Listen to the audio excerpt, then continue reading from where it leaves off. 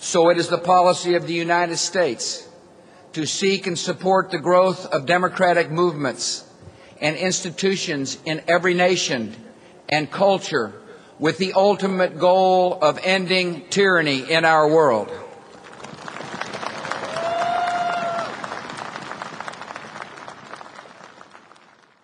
When they say they're going to make democracy somewhere else, they first have to make it at home. É possível ler um dos clássicos da democracia norte-americana, o Tocqueville, dizendo o seguinte, que a democracia foi institucionalizada na América do Norte para limitar determinados processos democráticos.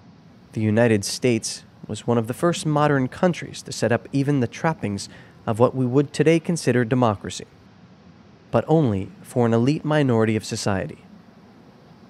Even in its formulation, let's see who was left out. Now, women were left out, so that's half at least of the eligible electorate in any reasonable society, okay?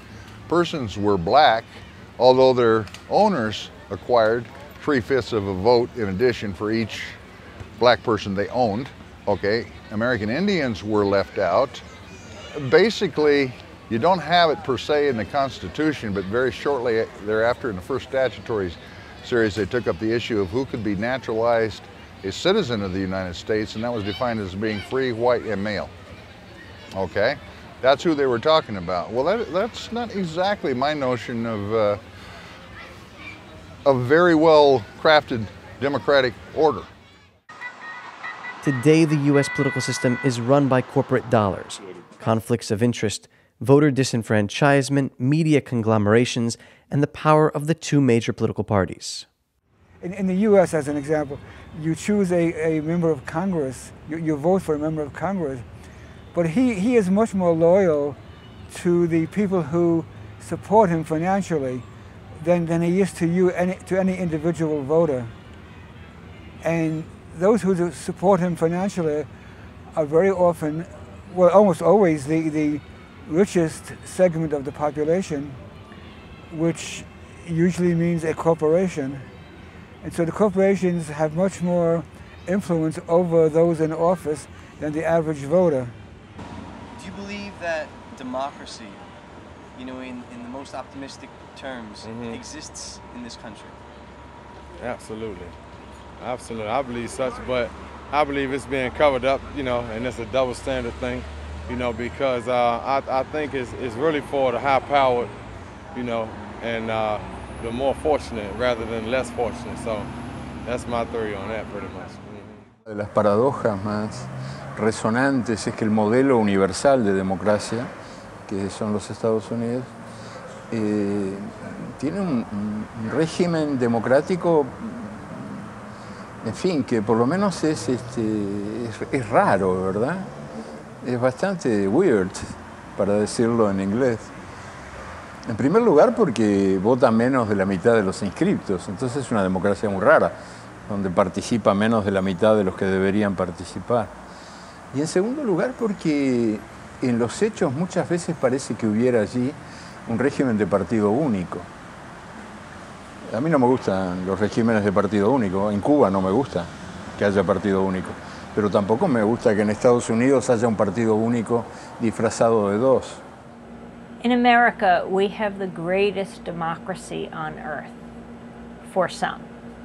But for others, it's a very frightening place right now. I mean, after 9/11, you have thousands of people of South Asian descent, Arab Americans, Muslims, who've been rounded up. Many have been deported. Many have been detained. They don't know the charges against them. We don't know their names. But they can be held for months, if not years, if not wholly deported. That's very frightening. So for some, America is tops, and for others, well, we have to expose that.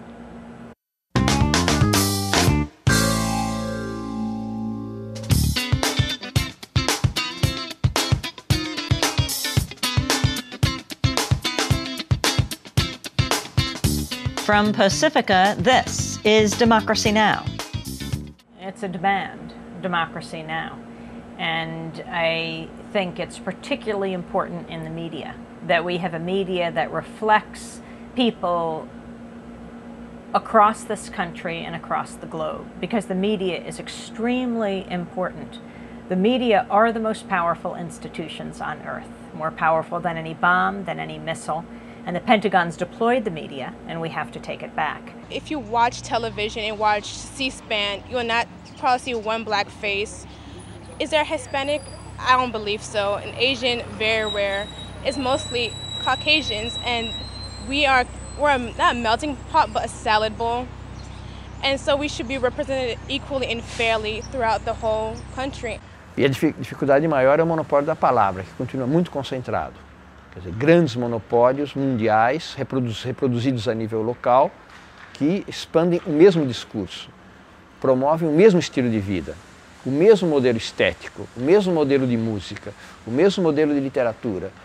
La pantalla de televisión relata versiones erróneas, manipuladas, incompletas, incompetentes, que se imponen sin la posibilidad siquiera de ser contrastadas con la realidad o con la documentación original.